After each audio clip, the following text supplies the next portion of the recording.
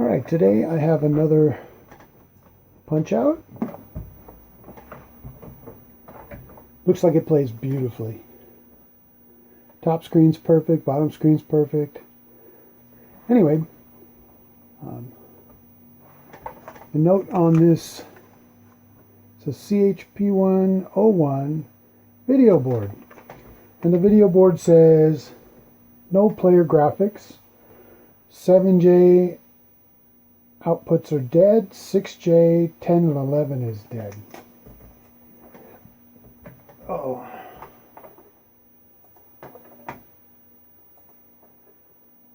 So, let's see.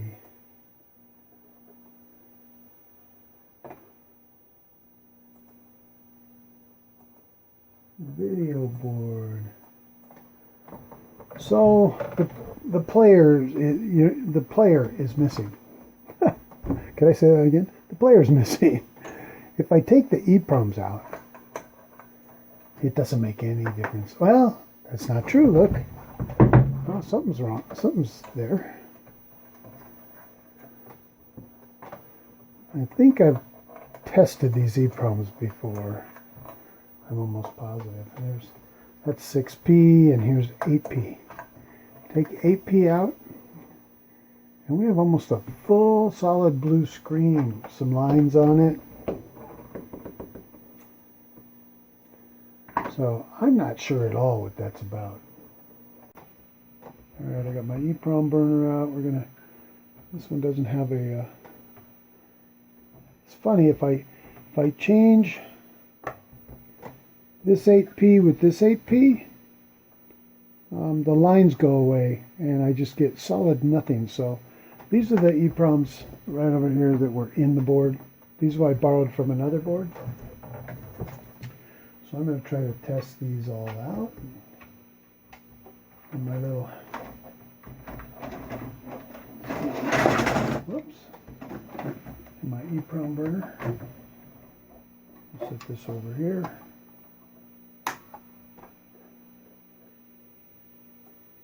Okay, it's a Mitsubishi.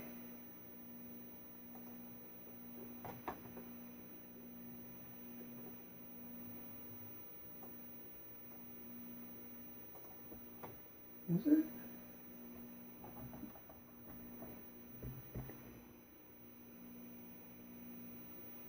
I think that says Mitsubishi.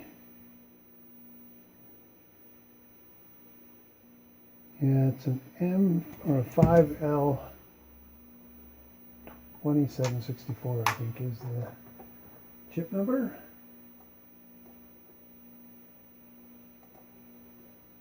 M5M 2764.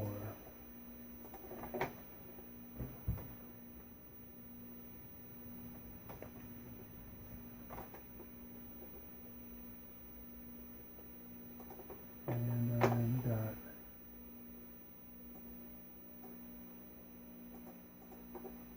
Punch-Out.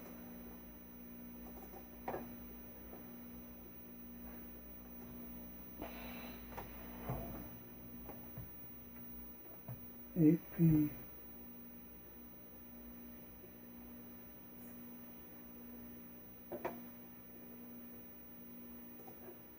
APA. Alright, let's verify. Oh.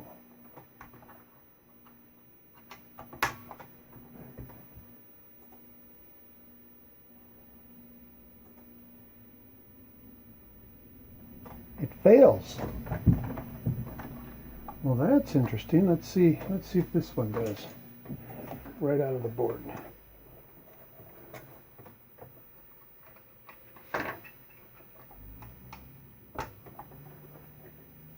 Verify.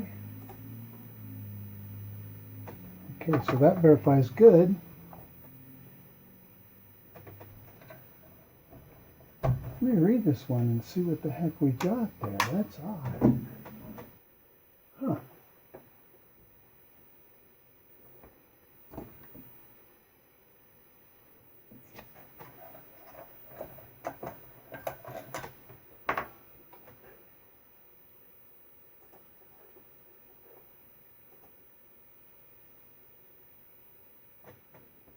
Oh, that's interesting. I read it and put it back in and then tried to verify it against what I read, and I get it doesn't pass. Oh. So yeah, something's wrong here. Hold on.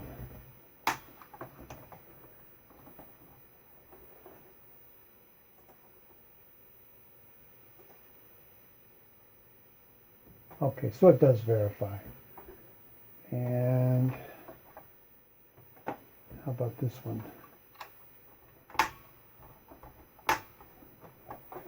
Verify.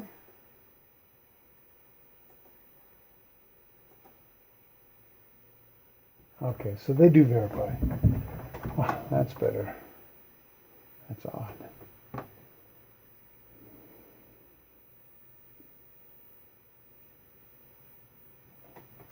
Looks like I got a rusted leg here.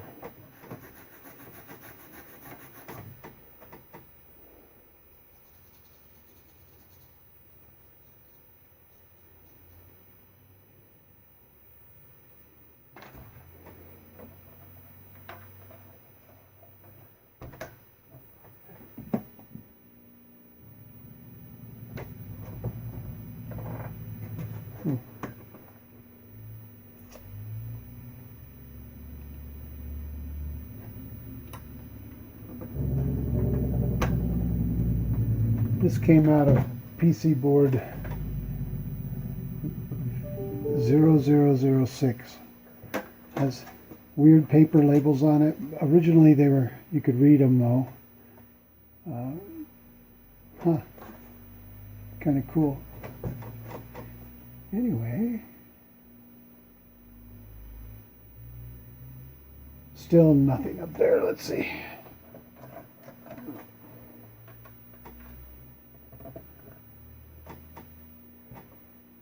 Okay.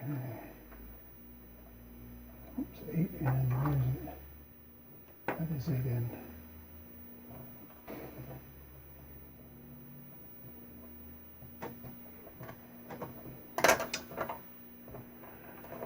So it's interesting. I have to figure out, excuse me, which RAM all of this is written to, because what's happening, I'll go look at that. I think this might be another RAM issue like I was having with the backboards, because, well, let me find one. When you got nothing on the screen, right?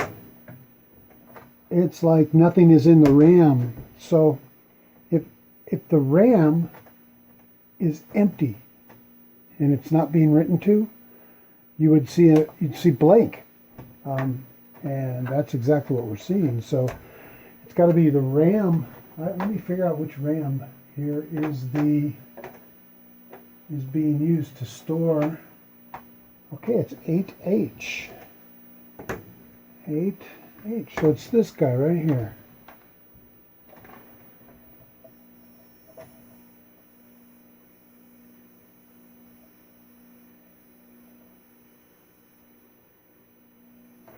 This is the same RAM that we replaced the other day on the let's see. Is that a RAM? It's the same thing we dealt with on those two backboards where they both had bad RAMs. So let me see, is this the right chip? What am I looking at here? Oh, that's a PAL. Let me go find those RAMs and we'll be right back.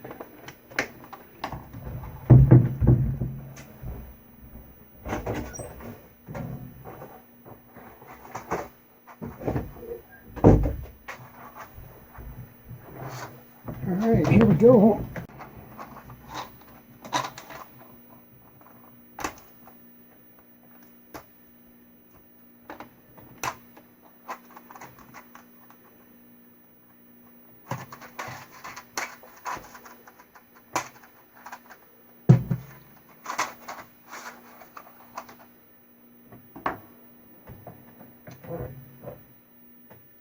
These are 8416s, which are the equivalents to a 6116.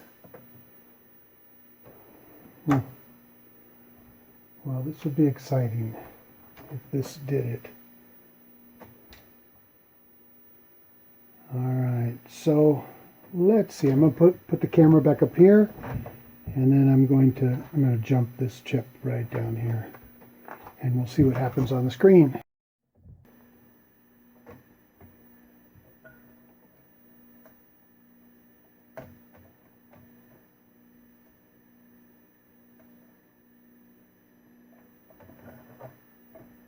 So if it's not this RAM, it could be the enable signals to it. I don't see anything yet. Okay, so I'm sure we're in the right area, but I don't see anything. It hasn't, nothing is, so either this RAM is not getting written to, or this RAM is not being accessed properly. Well, the good thing we know is that so far we don't know it's the RAM itself. Would have been kind of sweet if that was it. But this is where I get to pick around on the board. So the signal's coming out of this 27. This is a 377. The inputs are all toggling slightly. The outputs are all high. So that's very odd.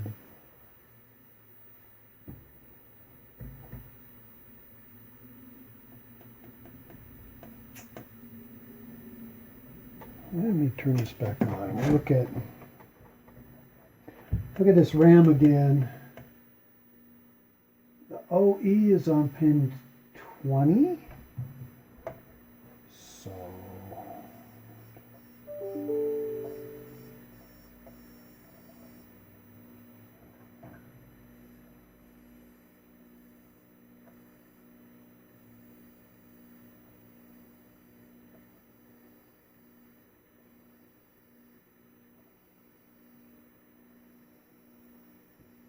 So the output enable's turned on.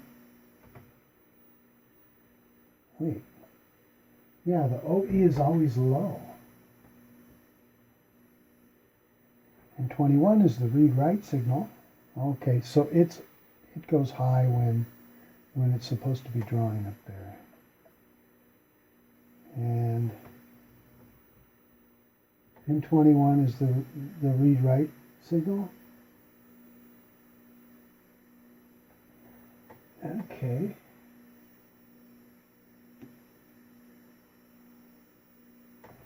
So let me see where the outputs of this goes on the schematic. Huh. These outputs go straight to P3.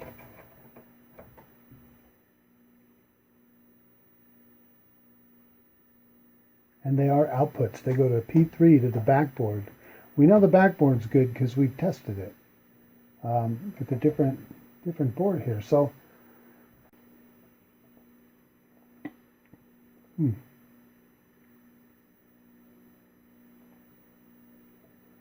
that 277 goes straight to the edge connector. How is that possible? That we're getting nothing there. Okay, and this is all fed through a bunch of 157s. So let's look at these 157s.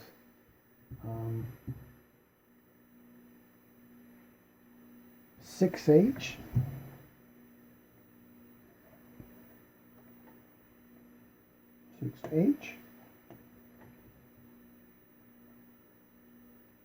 The outputs are 4, 7, and 9. Let's see, pin 4, 7, and 9.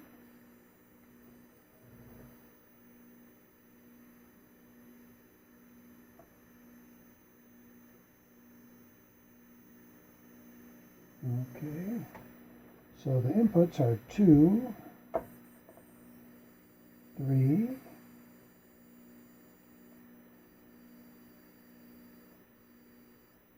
5, 6.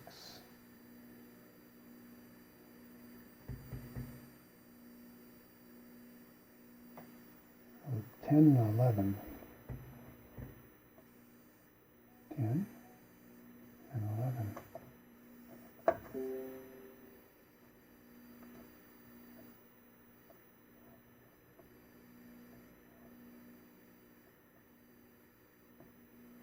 All right, next. 7H.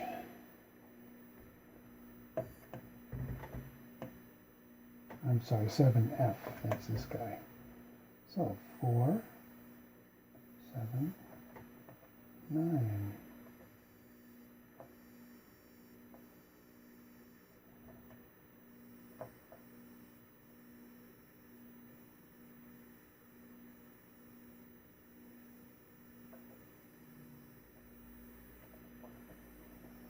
Okay.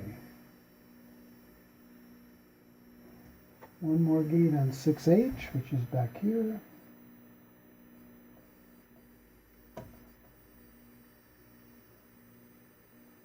$12, $14, $15. So 12 is the output, 14, 15 are in. What's on pin 15?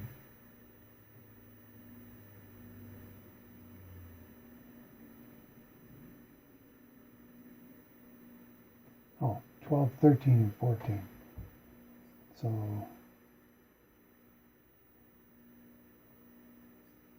12 is low.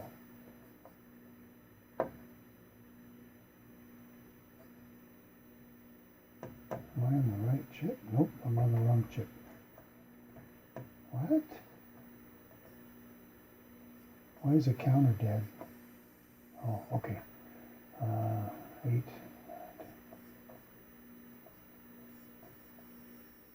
12, 13, 14. Helps if you're on the right chip. Next is 8F. Is that right? 8F. It's another 157. So 4, 9, or 4 and 7.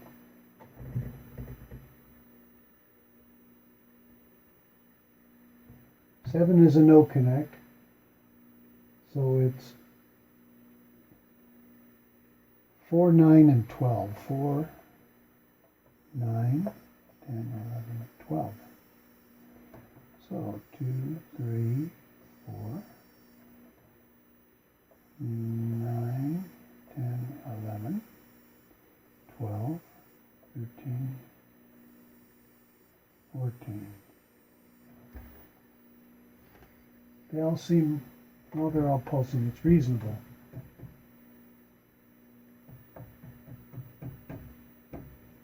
All right. So this 237 here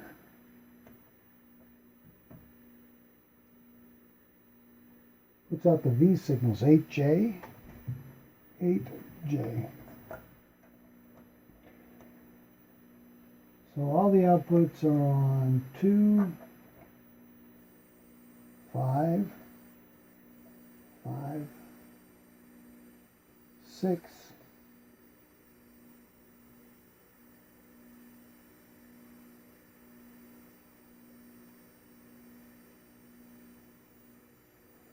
12,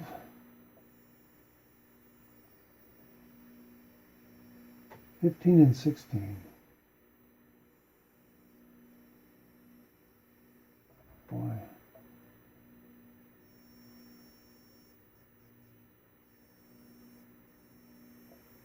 They all look good. The inputs are the data from the RAM.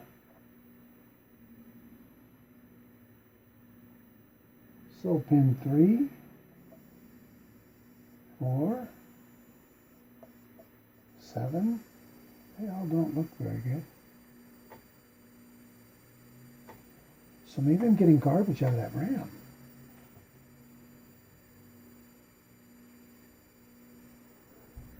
$13, $14, $11, $12, $13, $14,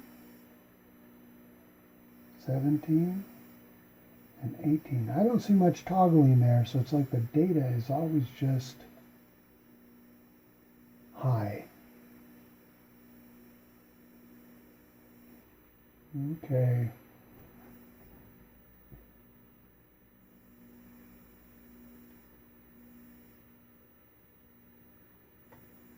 So if all the inputs there are high, you're not going to get any data, right?